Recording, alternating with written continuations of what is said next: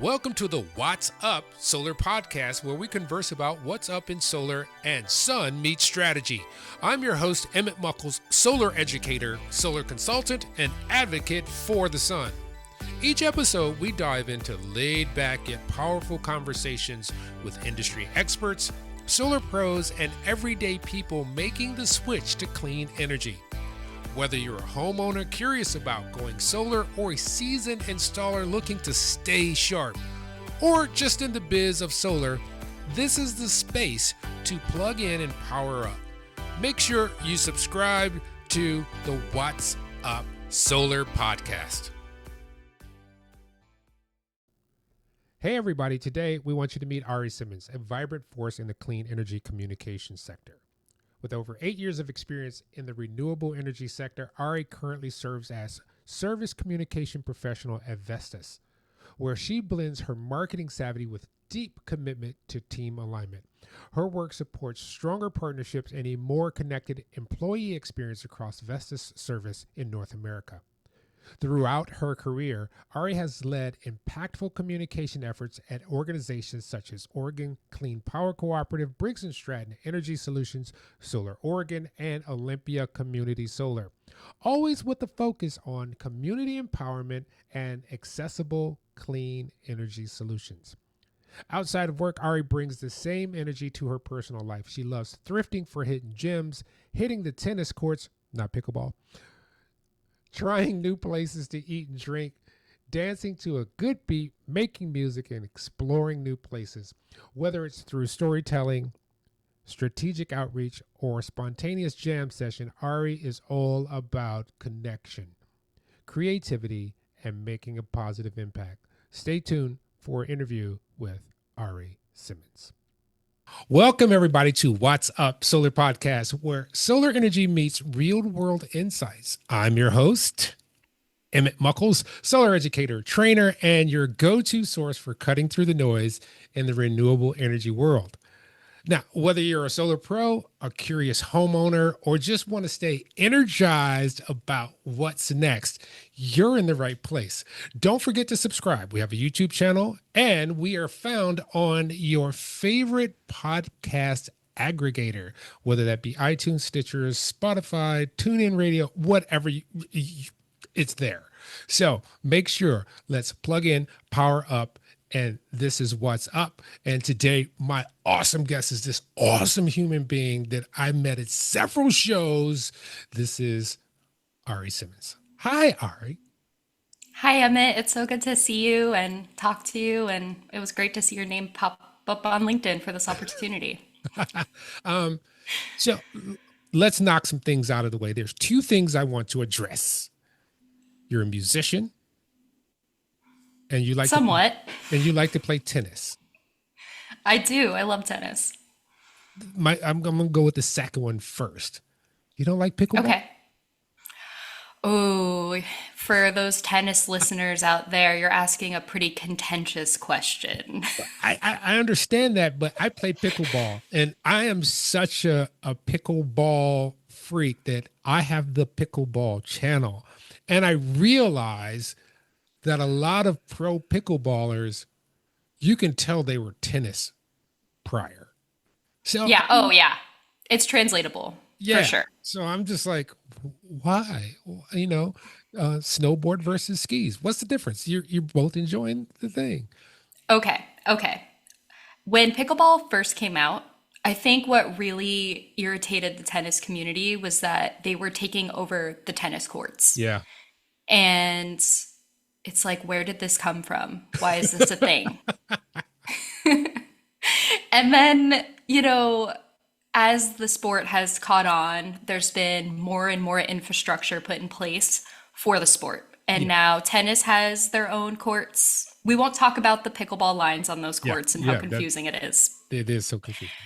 But at least the tennis is still there, and now pickleball has their own space to play. And I think now that there's this separation of both sports, it makes pickleball a little bit more approachable to tennis players. Now, here's my tie-in. See, pickleball is played outside. Outside is dominated by the sun, so it's a solar conversation. Absolutely. We're all solar power players, Yes, we're essentially. all solar powered players. Now, that's the first. Now, on the musical side, so you just like expression, which lends itself to marketing so well. So you create music, you love dancing. Are you a are you a particular style of dance? Ah, I just love to go out and just have a good time and just go move and dance. And I'm not like trained in any way. I do like the aerial arts a lot, Yeah. pole, lyra, those kinds of things. I think it's a great intersection of musicality, of self-expression, of strength, and of flexibility. And I find it to be really challenging. So I tend to lean more aerial arts dancing. And yeah, I love to make music. I feel that there's so much happening in the world and so much for us to be processing all the time that we all need a creative outlet and a space to express ourselves. And I've found that music has been that way for me. I'm not by any means a groundbreaking composer or artist, but if anyone listening is interested, I do have a SoundCloud. It's Ari Ecstasy is my like stage name. It's AR1XTC. If you're See, interested in looking me up on SoundCloud. and see, this is how everything ties into solar because solar is such a dynamic industry with such dynamic people. That's why I wanted to have this podcast so that consumers could see like, hey, these are real people. And because people think solar nerds are just solar nerds, that's all they're into. But it's such a breath of freshness in the industry, and you can find people who are into just about everything. But you've worked for a variety of organizations. I met you when you were at Briggs and Stratton. Um, Yes, formerly Simplify Power is where we met. And we met through Catherine von Berg. yeah, that's my bud. That's, Yeah, that's mine too. that's I my bud. really look up to her a lot. She's incredible. Um, so with that, what originally sparked your interest in renewables? Because everybody, it's a weird thing. It's like you just get hit with it, and then you're consumed by it. So what was your interest, and how has that evolved? Yeah, so I would say that at the core of it, my interest in renewables was sparked when I was a passionate grad student. I attended the Evergreen State College up in Olympia, Washington, for 3 years. And my degree focused particularly on urban planning, Mm. particularly around climate mitigation and adaptation, focused on how cities are preparing themselves for the impact of climate change. I particularly focused on smaller cities in the Northwest because that's obviously right where I was at home. And as I continued to learn about all of what it takes to prepare cities for climate, I noticed that policy played a huge Oh, role. And, like any active environmentalist, your rite of passage is doorbelling about policies that you're passionate about or about, really anything that you're passionate about.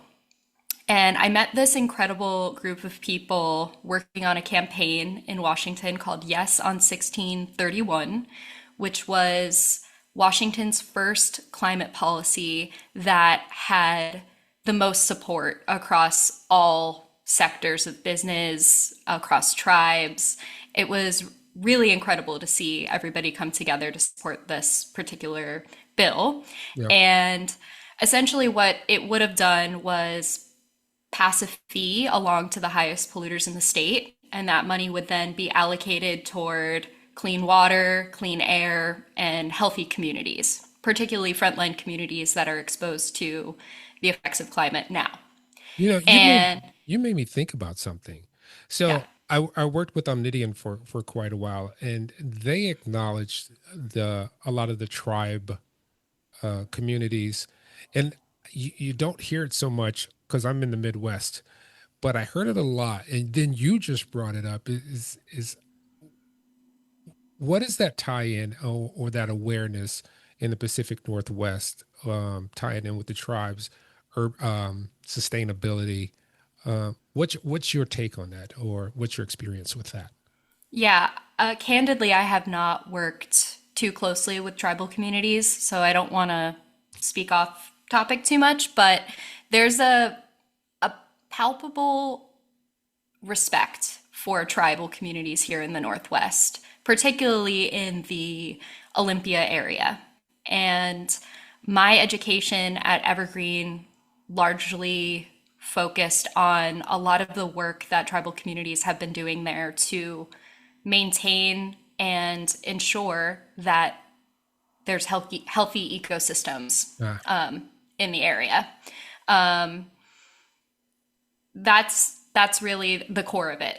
yeah, And yeah, it's just really incredible to see tribal communities in that area working hand in hand with students, with with legislators to make sure that they have a voice and that their knowledge is kind of passed along through all of these different I didn't mean to avenues of derail you. policy. Yeah, no, no, no, no. It just It's a came up. great question. It's definitely something that warrants a larger conversation. Yeah, we should all be But talking about it. But I mean, you've elevated through these because you're saying, your interest was piqued through a communal aspect, but then your involvement with Briggs and Stratton, uh, which you saw the transition from one company to another, and then you're just moving through this. So, what have those experiences been like? If you could just take a moment and say, because each experience is going to be slightly different, and you're going to get a slightly uh, different level of knowledge about the industry as well. Yeah. Just to backtrack a little bit, going back to Olympia, after the campaign was over, I really connected with several people that were volunteers for the campaign. And after the campaign's inevitable fail, we were like, what about community solar? Right? That was like the question that was posed to me. And I was like, what about community solar? What is community solar? And I went on this journey with this group of people to develop a nonprofit called Olympia Community Solar, which is still up and running today. Mm. And we just got to work.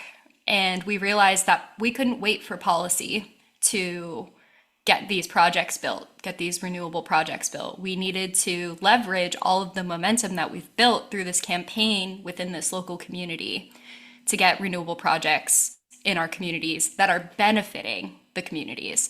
And that's really where the passion and the fire for solar was lit in my spirit. Awesome. And I worked for free with this organization for a long time, getting it up and running. And then once we got our first grant funds, I was able to come on as a paid communications director. And that's really what really ignited my communications roles in renewables. So And I'm really grateful for that. now that was your beginning, That was the beginning. and then you went to Simplify from there, Yes. correct? Yes. And So that's where I met after, you.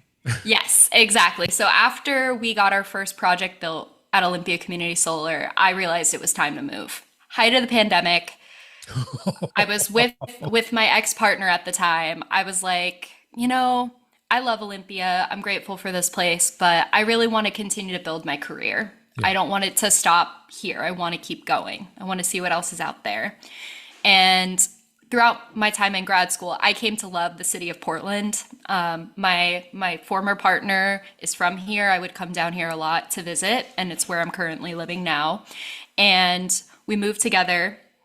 And then I went to a conference in Oregon called the OSEC, which is like their solar and storage conference. Yeah. And at that conference, I connected with Craig Ernst, who was working with Catherine at Simplify Power, and just hit it off with him really well. And then saw on LinkedIn that Simplify was hiring a communications. You're like me. Yeah. And I saw the team, it was like Aiken and Craig and Catherine, and I was like, what an adorable team. I can totally see myself being on that team. And then I just went through the whole application process, met with Catherine, and it was just an instant like, yes, you know? Yeah. And so now you've moved on. You're at Vestas. Yes. Yes. Isn't that a wind company though? It is. Yes. You, I've you know made the how I transition to wind. you know how I know this? Before I got into solar, I was in Michigan, and I think Vestas had a small office there. And I was in automotive before, and I was like, it would be interesting to work in renewables. I didn't, but I was, and so this company always sticks in my head because they were the first that I really thought about as a commercial renewable energy company. So now that you've transitioned from storage and PV, what has that been like? What is the jargon the same? Is it the same kind of energy and the passion for people? Yeah, that is a great question. So, wind, so let me give a little context as to who Vestas is. So, Vestas is a Danish company, and it's a OEM, an original equipment manufacturer of wind energy turbines. Vestas also provides service contracting for our customers who purchase turbines. So we also offer a full service operations. Yeah. So that's just a little context as to Vestas. Vestas has been manufacturing turbines for 40 years. They're a leader in the space. And yeah, it's really great to be able to have made the transition to an entirely new industry. When we think about scale, when we think about customer base, it's very different from solar. And it's been a large learning curve, an awesome learning curve, but it's, I'm learning something new every day. I affectionately call it Vestas University because I feel like I am just constantly learning and growing. And yeah, just really grateful to have landed at such a dynamic company. My role in the company is a service communications professional. Mm-hmm. So I work in internal marketing, a little different from what I was doing Oh, at Briggs and Stratton Energy Solutions, where I was more social media, yeah. external product marketing.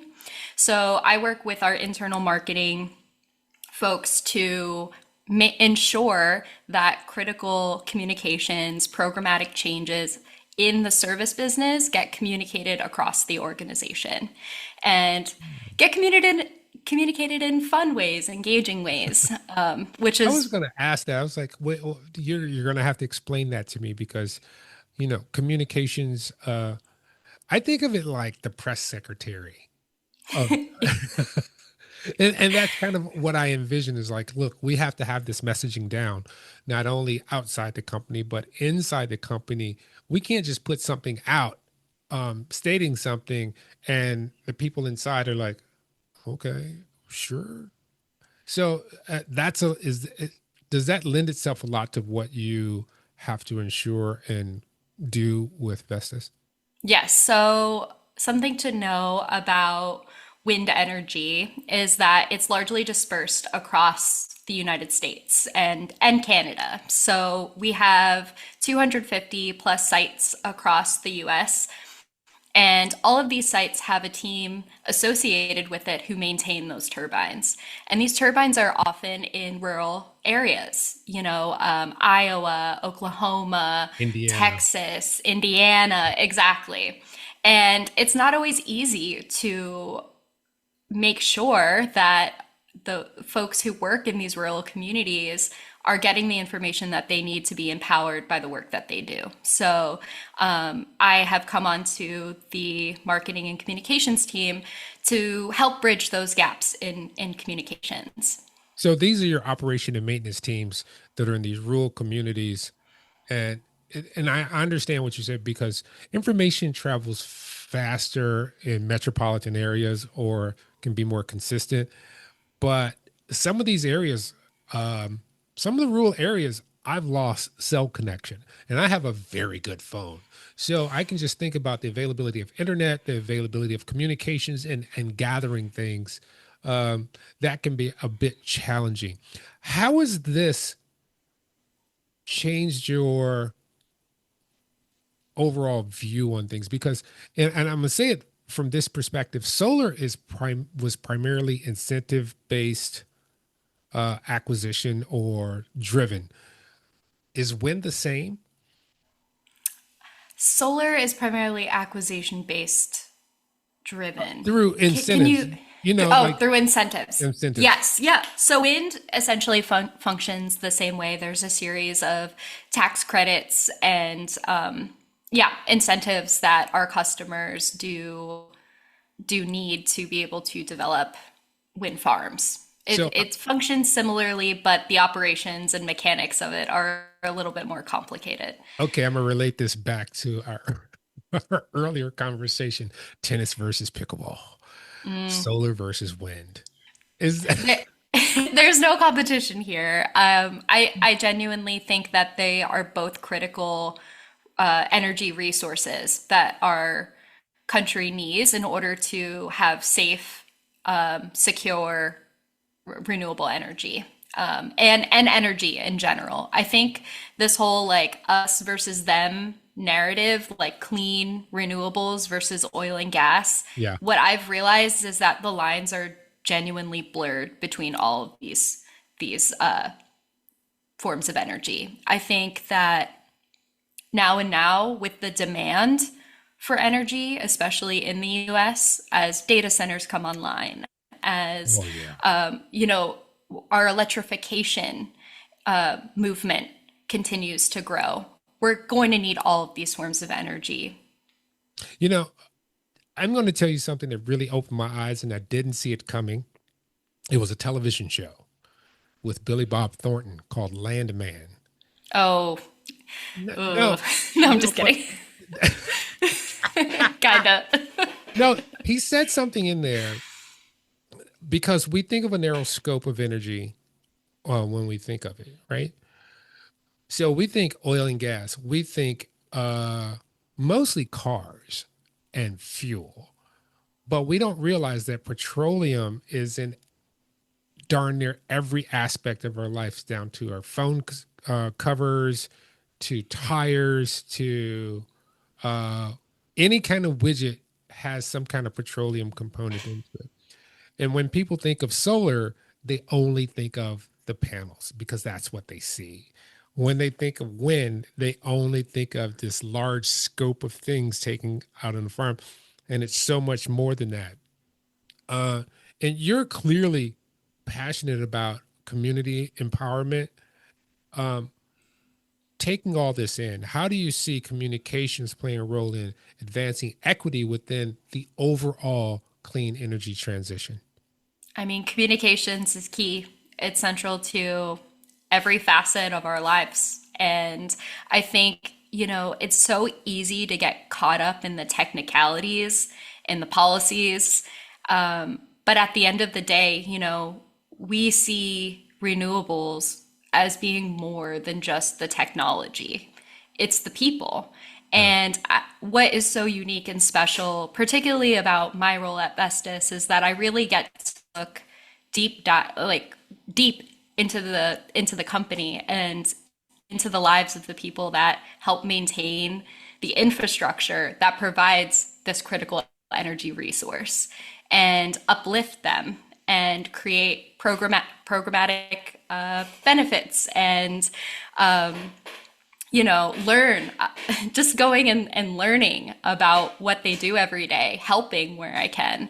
It's really special, and it really connects you to this greater purpose of why energy is so important and so awesome, apart from all of the technical things that go into it. Okay, I'm going to backtrack again. Before you were involved with policy and community, let's go back 10 years and say, if somebody said to you, hey, you're going to be working in solar, storage, and wind, what would you have said? Badass. Because a lot of people they they have expectations for the future. They have succinct expectations for the future, and they want it this way. But it seems like you're spiritually empowered to say, I am open to let the universe guide me to where I need to be. And it's brought you here into Absolutely. because you can help communicate things out. So I actually want to thank you because I think you're such a dynamic and wonderful person from what I've met. And that's why I asked you to be on the show.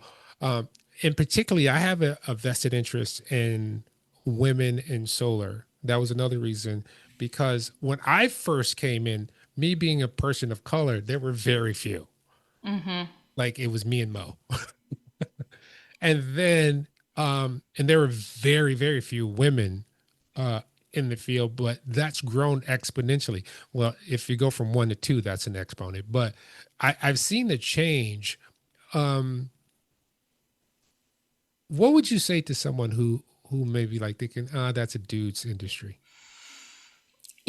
I would commiserate a little bit and be like, you're not wrong, but it won't change unless you become a part of it, Yeah. right? I I totally empathize with you, right? Like you look around some of these spaces and you're like, where are the people? Like, not and it's a hard thing to navigate. Yes. It's all about where your interests lie, what opportunities are opened up at the right time, who takes you in terms of being like a mentor. And You had a good one. I had the best one. I You, really did. yeah, I've you had a I've good one. had I've consistently had incredible women, particularly because that's the circles I tend to follow, right? Like I see a strong, empowered woman in particularly a position of leadership, and I'm like, I want to work with that person, Right. And when I saw Catherine and when I heard about just her ingenuity and passion for people, planet, and technology, I was like, this, I need to work with, I need to work with this person. Right. She's just incredible. And I mean, same with Vestas. Vestas president is for North America is Laura Bean. She's also now the president of American Clean Power, and she is a dynamic force in the renewables industry, but also has that like super compassionate spirit, openness to her teams, openness to leading this industry with the right mentality. And I I look for that. I really gravitate toward those types of leaders and want to put my energy where they're putting their energy. Awesome. Now, outside of work, Yes, the this is fun what got part. me. You're into thrifting. I love to thrift. I didn't I'd know. rather be thrifting, right? I'm I like, would. I'd rather us be having this conversation at the thrift store, Do looking you? through the racks. Are you going to be one of those people whose garage is just filled to the brim that they can't put their car in it because they've been thrifting so much? No. So I'm not uh I try to toe the line between being a maximalist and a minimalist. I'm somewhere in between. I'm a mediumist. You're a stuffist, I'm and this is stu- my stuff. my kryptonite when it comes to thrifting is really clothing. You know, Do you I like went vintage clothing? Because I worked with a young woman at Omnidian who only did vintage clothes that was between 1940s and the 1950s. And she had a whole style and it was bomb. She knows what I'm talking about Omnidian. and she's into marketing too. She's going to watch this. You know what I'm talking about. Yeah, yeah, yeah. I love that. Like it's the best feeling in the world for someone to be like, "Oh, I love your dress," and you just like, "I thrifted it." Like just having that like little piece of clout, like where you can like find a treasure in all of this stuff and reuse, something that had already been perhaps worn or used by somebody and like be able to make it your own. It's just such an empowering thing. And people get rid of really nice, expensive things. Yes, they do. You can find some very good things at a very good deal and do good for the planet at the same time. I love it. It's great. You're gonna. I used to do that when I was a teenager because I like these certain cuts of suits. When I was a teenager, I liked to wear suits, but I couldn't afford the suits. So I would go to Goodwill, buy these suits that were made in like the 60s, and then I would get somebody in seamstress class to recut it for me so that it would fit. And people always thought, hey, Emmitt's so rich. No, I am broke as a joke. I paid $3.24 for this whole suit. Yeah. And even that, Emmett, even thrifting has gotten more expensive. Yeah. Your $3 suit was probably at least $20 now in Goodwill, which Yeah. is still a deal, but yeah, it's all gotten You really know, that's expensive. with, we're digressing. So A you're into little. dancing and to making music. I want to talk about the making music. What do you use to convert your thoughts into music? So I play a couple different instruments. I play the bass, I play the keys, and I sing. And are you talking, do you mean like in terms of No, no, software no. or just the process? Are you a instrument MIDI person? Yeah. Because MIDI is I have a whole studio set up. So Nice. Oh my because gosh, we should jam together yes, sometime. can you sing? I can. How about Yes. you send me like an idea and I create song around your lyrics? Ooh, okay. A little file sharing or Yes. Yeah, okay. I use Ableton, I use GarageBand. I have basically all platforms. So That's great. I use GarageBand and Logic I primarily. got I Logic don't, as well. nice. I don't have Ableton. It's a little Late, complex. you don't get it. It's pain. It's Anyway, a lot. we're digressing again. So we got the What? music down. Yes, yes. What kind of genre do you gravitate toward, Emmett? Very technical. Nice. Like math? No, Like mathy or like no, electronic? like Chick Corea. I covered everything because I was a DJ as well. Oh, So nice. I cover everything from like John Coltrane, Chick Corea, Miles Davis, down to Parliament Funkadelic, gospel music because I played in the church as well, a Baptist church where you went through every genre. I've been in a blues band. I've done all that. So Amazing. whatever you're thinking, say, hey, here's what I'm singing. Here's my mood. Here's what and I'll help you out. Okay, great. I am the least technical musician ever. I am self-taught. My process is what I feel. I usually write out I'll like, usually do a pre-recorded drum beat because I'm not a drummer. Unfortunately, I would love a drummer That's in fine. my life. If anybody's listening and wants to drum for me, hit me up. And I'll like write out the melodies, write out the bass line, and then I'll just sing I'll and tell you. whatever comes out. Sometimes it's a great song, other times it's like ooh, gotta Yeah. keep working on that. I'm going to tell you how solar ties into music, my music creation. So I realize I do a bunch of things. I have a CNC machine, I have a laser machine, I write music, the music for the podcast. I wrote and produced that. But to stay as far off the grid as possible, what I did was I bought these solar generators and I put them strategically around my house in my Emmitt workstations. So 90% of the time when I'm creating stuff, I'm creating it from stored energy from the sun. So everything has to be solar. Yeah, I love that. I love how it all ties together. In my early days, when we did an event with Olympia Community Solar, we hired a band to play out of South Sound Solar's like mobile solar Yeah. station. So we had this five-piece band playing on the solar rover, it was called. And it was Wow. this, they were playing completely off grid. It wasn't plugged in I or mean, anything. They were just plugged into the solar we're array. we're at that space now. When I came into solar was you put modules on your roof or on a ground mount. You had an inverter, you tied it in, you used the energy that the sun was producing, and anything else you sold back to the grid. So by the time you start coming into the industry with Simpliphi, aka Briggs and Stratton, the battery revolution was starting to come in. Now people had a method to do several things. They could do triage with their energy. They could uh, just store it in case the power went out, like we had storms last night. But I got batteries, so I don't care. Um, or you could say, I want to store this, but when the sun goes down, I want to keep that going so I can lower my bill that way. And or they charge me like crazy rates at a certain time. I only want my battery kick in there.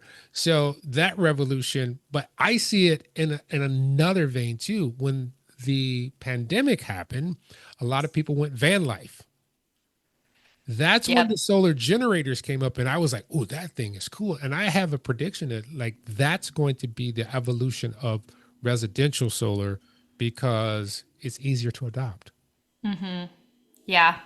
Remove some of the complexity and simplify some of the cost as well. Oh yeah. Oh yeah, yeah, yeah. So all these things you do, you thrift, you dance, you make music. How have these creative outlets influence your professional life? How do you tie that together, or how does that motivate you? Yeah, I think the two intersect really well. I'm just very naturally a creative person, being in roles like communications based roles like marketing. I'm just constantly developing, creating, writing, which is super exciting. And I love to do that. But also, I just feel that you just need that creative outlet because in renewables, a large, not everybody, but a large portion of people who choose this career path are also affected by a changing climate Yeah. and the news and everything that surrounds climate change and the realities that come with a changing climate. And I just needed a way to be able to process those emotions. As you can imagine, a lot of my songs are now political reflections. They're a way for me to really kind of dive deep within myself and be able to compartmentalize like how I feel versus like how I'm acting and what I'm doing about it. Yeah. And I think having that outlet allows me to be more focused and more clear headed when I'm working. Okay. Well, looking ahead, um, what's the one big change you'd love to see in clean energy? Oh, that's such a big question. It is a big question. It is a big question. I would love to see more of an of a movement toward influencing in Whoa, do tell. yeah. Explain that to me. Yeah, so I think that renewables and energy in general should be more approachable to the everyday person. I think energy is such an important facet of our lives. It touches every aspect of our life, really. Yeah. Every. And every single aspect. And I think that more people could be influencers in that space and be That's talking up. about that more. That's up for me and you to create those people. We are those people. Look at us. Well, We're yeah, talking about it right now. those people. Yeah, I haven't posted to my TikTok in a while, and I need to start doing that again. But I just because I have these same posts, and there's still people who are just like, tell me more. But things get busy. Well, Yeah. Like you know, wind technicians. I want to see them. I want to see what they're doing. I want them to speak about what they're doing. Solar installers. Start a solar installer TikTok. Show us what you do. Show us why it's important. Show us why you're passionate about it. there's a really popular one. His name is the Solar Goat, and then there's Derek. Just Derek Derek. uh, Derek Mast. My bad. Solar Boy. Solar boy. BOI, like big boy with outcast. Anyway, they're out there. It's just not an it. I don't know why it hasn't hit the tipping point yet because you're right. Energy is so impactful in our life. I remember when a long time ago the power went out in the Midwest and people lost their minds for 48 hours. There were Yeah. people who we don't even realize how many people's lives literally depend on having electricity. If they don't have electricity, they have a very finite amount of time before they transition off this planet. And Hmm. not only that, we become so comfortable. And I talk to my family and my kids, they're just like, click, because they hit that switch and something happens and it's never not happened. People take it for granted. Yeah. So we have to keep that and make it aware. Well, Ari, I want to thank you so much, A, for being on the podcast and sharing your story. And uh, are you going to be at any shows, or not you, but is your company participating in any shows in the near future? One's next week. A good portion of our team will be at the American Clean Power 2025 conference in Phoenix, Arizona. I will not be at that show.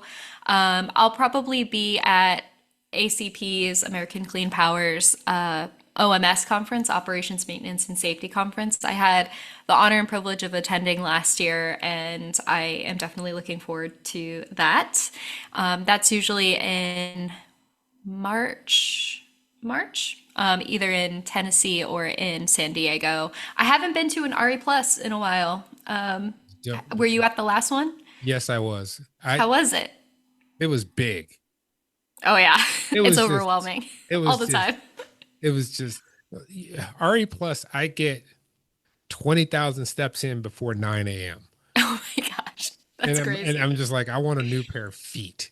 I'm Yeah. not a fan of Las Vegas either because I worked for MGM Grand for quite a few years. So I am just not a gambling, that kind of thing, don't see daylight kind of person. I'm like, take me out to where there's a lake and some trees and some stuff like that. But no, where can people find out more about your company? Yeah, so Vestas.com is a really great place to go. Also, if you want to connect with me, invite you to connect with me on LinkedIn and we can chat more and maybe go thrifting sometime or jam. Is there a YouTube channel for your music, for the company? Just give it to me all. Give it all to me. Yes. So, music wise, like I'll give you my SoundCloud link. Maybe you can drop it in the bio I for will do this that. podcast, and I'll give you all the links that you can learn more about the company, about opportunities for employment, and about what we do. All right. Thank you so much for being on the What's Up Solar Podcast. And so that's it for the What's Up Solar Podcast, where the future is bright, knowledge is power. And if you would like to hear this, be sure to subscribe. We have a YouTube channel. It's not hard to find. It's What's Up Solar Podcast. Leave a review, share. Catch the full videos on YouTube and follow us for more solar truths, tips, tech talk, and social interaction. Until next time, stay charged, stay curious, and remember the sun never sends a bill. This is Emmitt signing off. What's up?